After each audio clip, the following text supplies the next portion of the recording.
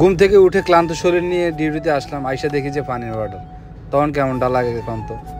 তো কী করবো আর, যত কষ্টের কাম বাচ্চা নিয়েছি করতে হইব গাইজ। তো আশা করি সবাই ভালো আছেন, সুস্থ আছেন, আমি আলহামদুলিল্লাহ ভালো আছি।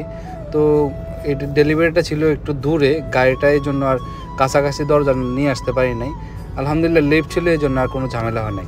যাই হোক, এক ভাই আমাকে জিজ্ঞেস করলেন যে ভাই বাহারাইনেতে নাকি ট্রাফিক রুলস অনেক হার্ড করছে।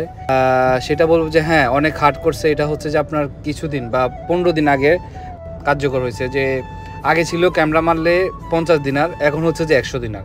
এটা 5 দিনের ভিতরে দিতে হবে। 5 দিনের ভিতরে যদি না দেন তাহলে 200 দিনের হয়ে যাবে, যা বাংলার হবে যে আপনার 70-80 হাজার টাকার মতো একটা ক্যামেরা খাইলে। তো হাতে যদি ফোন থাকে গাড়ি চালানোর অবস্থায় দেখলে সেখানে আবার 100 দিনার।